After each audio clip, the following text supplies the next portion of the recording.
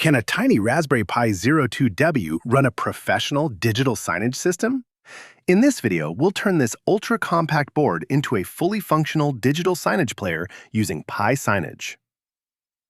If you've seen our previous video where we ran PiSignage on the Raspberry Pi 4, you already know how powerful the platform is. But today, we're making the setup even more affordable and compact using the Raspberry Pi Zero 2W. PiSignage is a cloud-based digital signage platform that allows you to manage displays remotely. You can upload videos, images, or web content, create playlists, and control multiple displays from a central dashboard. The best part is that PiSignage offers 2 free player licenses, making it a great solution for small businesses, offices, classrooms, or retail displays. To build this signage player, we need: first, we have the Raspberry Pi Zero 2W. A compact but surprisingly capable board that will act as our signage player. It's also recommended to use a Raspberry Pi Zero case, which helps protect the board and keeps the setup neat, especially if the device is going to run continuously behind a display. A case helps prevent accidental short circuits, protects the components from dust, and keeps the board securely in place. We'll also need a mini HDMI to HDMI cable. The Raspberry Pi Zero uses a mini HDMI port, which is different from the micro HDMI ports on newer Raspberry Pi models like the Raspberry Pi 4 and Raspberry Pi 5. So make sure you get a mini HDMI to HDMI cable, not a micro HDMI one. Next, we'll need a couple of micro USB to USB 2.0 cables. This will be used to power the Pi Zero, connect peripherals such as a keyboard, mouse, or a USB hub through the Pi's USB data port. Next, we'll need a microSD card where we'll install the PiSignage player image. To write the image to the microSD card, we'll also need a card reader connected to our computer. And finally, a monitor or TV, which will display the signage content once everything is set up. To get the Raspberry Pi ready for its first boot, we first need to install the PiSignage on the microSD card. Start by inserting the microSD card into an SD card reader and then connect it to any computer that has Raspberry Pi Imager installed. Raspberry Pi Imager is an official tool from the Raspberry Pi Foundation that makes it easy to download and install operating systems onto a microSD card. It automatically downloads the selected operating system and writes it to the card, preparing it for use with your Raspberry Pi. If you would like to learn more about Raspberry Pi Imager and see the complete process of installing and running it, you can watch our earlier videos where we have covered it in detail. Now that our hardware is ready, the next step is to download the PiSignage player image. Open your browser and go to the PiSignage website. Then navigate to the Downloads section. Here you'll find the PiSignage player image for Raspberry Pi devices. Download the image file for Raspberry Pi Zero 2W to your computer. Once the download is complete, we'll flash this image to the microSD card and prepare our Raspberry Pi Zero to run PiSignage. Now that the PiSignage image has been downloaded, the next step is to write it to the microSD card. Open Raspberry Pi Imager. First, click Choose Device and select Raspberry Pi Zero 2W. And click Next. Next, click Choose OS, scroll down, and select Use Custom. Now select the PiSignage image file that we downloaded earlier and click Next. Then, click on Choose Storage and select the microSD card from the list of available drives. Ensure that the microSD card is inserted into the computer through an SD card reader so it can be detected and displayed as a storage device in Raspberry Pi Imager. When using a custom image like PiSignage, the Raspberry Pi Imager customization options are disabled because these settings are only available for official Raspberry Pi OS images provided within the Imager. Then click on Next, and finally, click Write. You will see a warning message informing you that all data on the selected microSD card will be erased. Confirm the prompt to continue. Raspberry Pi Imager will then begin writing the operating system to the microSD card. After the writing process is complete, it will automatically start the verification process to ensure the data has been written correctly.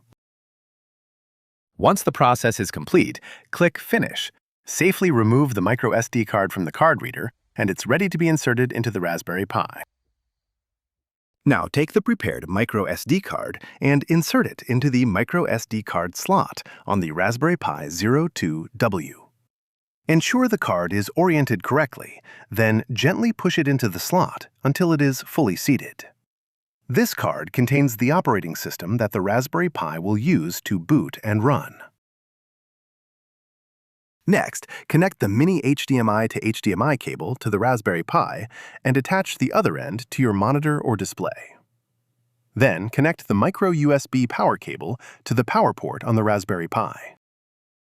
As soon as the Raspberry Pi powers up, it will automatically start booting the PiSignage player software. Since we're using a Raspberry Pi Zero, the boot process may take a little longer compared to devices like the Raspberry Pi 4 or Raspberry Pi 5. Also, during the first boot, the system needs some extra time to complete the initial setup. During this process, the screen may go blank or appear unresponsive for a short while. So just be patient and allow the system a few moments to finish the setup.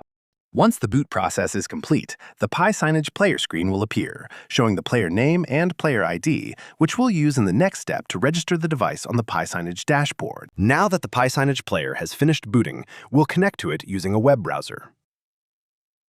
The Raspberry Pi Zero running PiSignage creates its own Wi-Fi network called PiPlayer. On your computer or mobile device, open the Wi-Fi settings and look for the network named PiPlayer. Select this network to connect. When prompted for a password, enter PiPlayer and join the network. Once connected to the PiSignage Wi-Fi network, open a web browser and type the address shown on the PiSignage screen, followed by :8000, which is 192.168.100.1:8000. This will open the PiSignage web dashboard running directly on the Raspberry Pi. You'll now be prompted to enter the login credentials. The default username is Pi, and the default password is also Pi. After logging in, we can now configure the player settings. The first step is to connect the Raspberry Pi Zero to our local Wi-Fi network so it can access the internet and communicate with the PiSignage Cloud dashboard. In the dashboard, navigate to the Settings section. Then, under Wi-Fi settings, select Normal Wi-Fi under the Access Point option. Next, scan for available networks. Select your Wi-Fi network from the list and enter the password.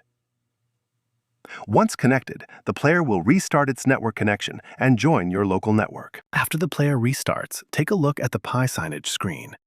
You'll notice that the PiSignage IP address is now updated to your local network IP address. You'll also notice that the connection status on the screen now shows connected.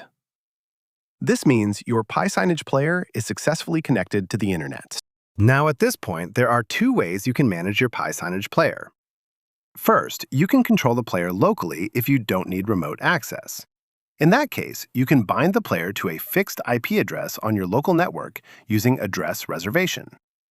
To do this, simply log into your router settings and reserve an IP address for the Raspberry Pi.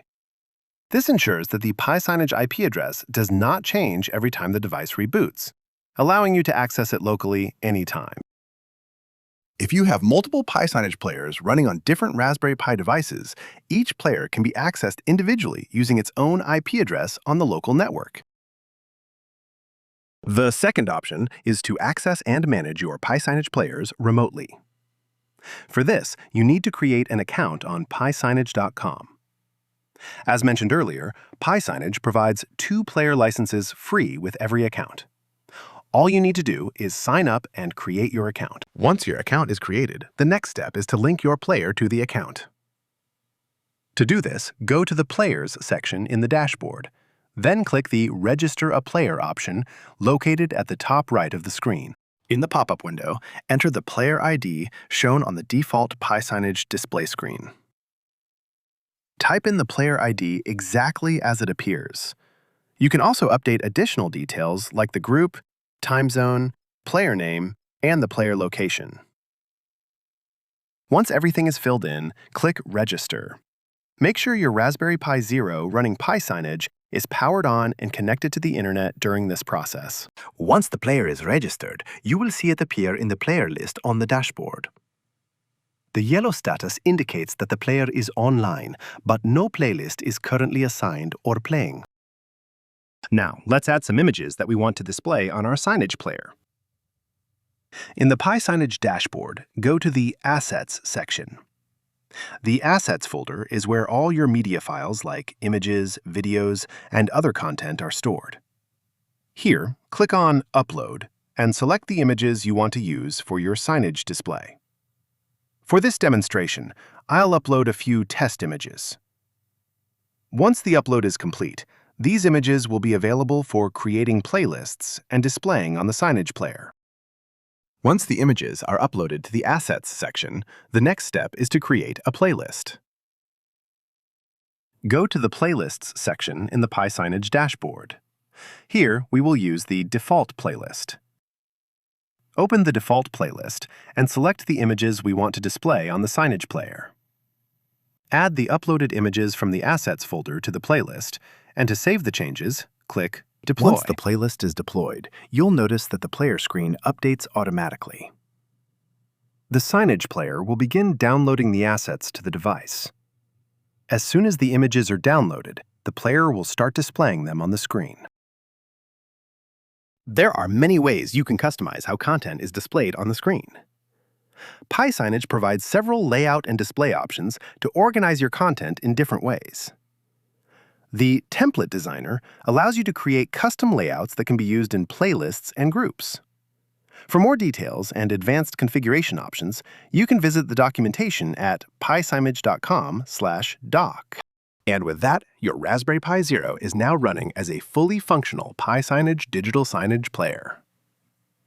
As you can see, even a compact and affordable device like the Raspberry Pi Zero can power an effective digital signage setup. You can now upload content, create playlists, and manage your displays either locally or remotely using the PiSignage dashboard.